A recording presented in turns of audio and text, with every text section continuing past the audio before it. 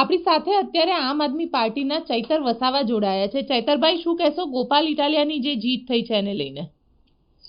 જે પ્રકારે વિસાવદરનો માહોલ હતો, ગોપાલભાઈનું નામ જાહેર થયું, આમ આદમી પાર્ટીની ટીમ, ગોપાલભાઈ બધા ગ્રાઉન્ડ પર બધા મહેનત કરી અને આપે જોયું હશે કે ભારતીય જનતા પાર્ટીએ ગુજરાતના મુખ્યમંત્રી હોય, કેન્દ્રીય મંત્રી હોય, પ્રદેશ પ્રમુખ સી આર પાટીલ હોય, એમના સાંસદો, ધારાસભ્ય, આખું કેબિનેટને અહીં ઉતારીને એમણે જે વચનો આપ્યા વિસાવદરની જનતાને કે અમે આટલા 1000 કરોડનું અહીંયા ભેટ આપીશું, ખુદ કિરીટ પટેલ કહે કે અમે પેરિસ જેવા રસ્તા બનાવીશું, હું પોતે 1000 કરોડના અહીંયા કામની તમને ભેટ આપીશ, પણ અહીંની જનતાએ એમના એવા કોઈ પણ વાયદા, વચનો કે એવા ખોટા જૂઠાણામાં કોઈ ફસાયા નથી અને એમણે એકદમ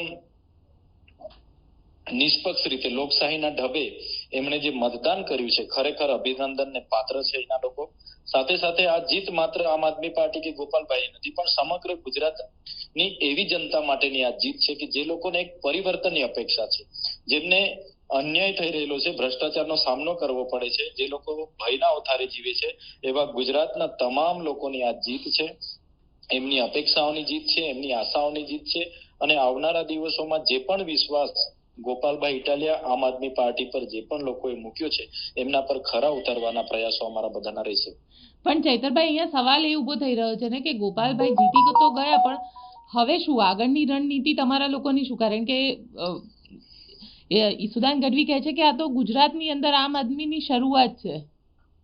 બિલકુલ, ગોપાલભાઈ ગુજરાત પ્રદેશના પૂર્વ પ્રમુખ હતા, ઈસુદાનભાઈના માર્ગદર્શન હેઠળ આ ચૂંટણી લડાઈ છે અને આજેથી જ ગોપાલભાઈ આ વિસ્તારના લોકોને મળવાનો એમની શરૂઆત કરી દીધી છે। એમના પોતાના કાર્યાલયો હશે, પોતે અહીંયા રહેવાના છે।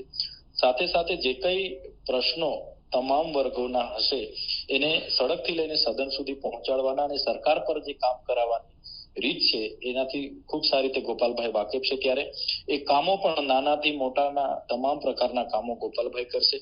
બીજું, ગોપાલભાઈના જીતવાથી સમગ્ર ગુજરાતમાં એક ઉર્જા સંચાર થશે અને આમ આદમી પાર્ટી આવનારા દિવસોમાં પણ અમે તો એવા ઘણા લોકોને અપીલ કરીએ છીએ કે જે પણ લોકોને કોંગ્રેસ અને ભારતીય જનતા પાર્ટીમાં હાંસિયામાં ધકેલી દીધા છે અને એવા લોકો રાજનીતિમાં રહીને, સારા લોકો છે, રાજનીતિમાં રહીને લોકોની સેવા કરવા માંગતા હોય, એ લોકોને પણ અમે આવકારીએ છીએ। એમને પણ કહીએ છીએ કે ભાઈ હવે જાગો, ક્યાં સુધી આમને હું બેઠીશું, હવે પરિવર્તન લાવીએ આપણે।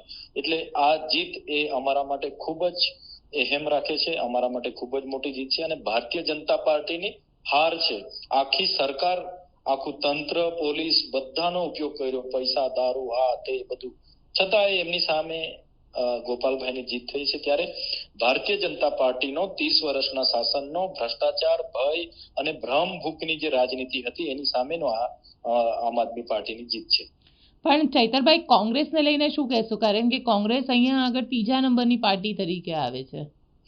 જે પ્રકારે અહીંયા ગઠબંધન હતું, ગઠબંધનમાં એ લોકો છતાં ઉમેદવારને લડાવ્યા અને મને તો અહીંયા આવીને નવાઈ લાગ્યું કે કોંગ્રેસ માત્ર ને માત્ર ગોપાલ ઇટાલિયાને ટાર્ગેટમાં કરતા હતા અને ભારતીય જનતા પાર્ટીએ પણ ઘણી સભાઓમાં કીધું ભાઈ તમે કોંગ્રેસને મત આપી દેજો, કોંગ્રેસ બને ત્યાં સુધી વધારે મત લઈ જાય। એવું આ વિસ્તારમાં પહેલી વાર મેં જોયું કે ભારતીય જનતા પાર્ટી કહેતી હોય કે કોંગ્રેસ વધુ ને વધુ મત લઈ જાય તો સારું, કોંગ્રેસને અમને નહીં આપો તો કોંગ્રેસને આપી દેજો પણ આપને નહીં આપતા। એટલે ક્યાંક ને ક્યાંક પડદાની પાછળની રમત હોઈ શકે છે, છતાં કોંગ્રેસે જે કર્યું, બંધ મુઠ્ઠીમાં જો સહકાર આપત તો આજે કોંગ્રેસનો કોલર પણ ઊંચો રહે કે ભાઈ અમારો સહકારથી ગોપાલભાઈ જીત્યા છે। પણ આજે 5000 અને 490 જેટલા મત એમને મળ્યા છે, તો આ કોંગ્રેસ પાર્ટીની જે રણનીતિ છે, કોંગ્રેસ પાર્ટીનું નેતૃત્વ છે, એની આ હાર થયેલી છે। બિલકુલ ચૈતરભાઈ, અમારી સાથે જોડાવા માટે આપનો ખૂબ ખૂબ આભાર। જી ધન્યવાદ।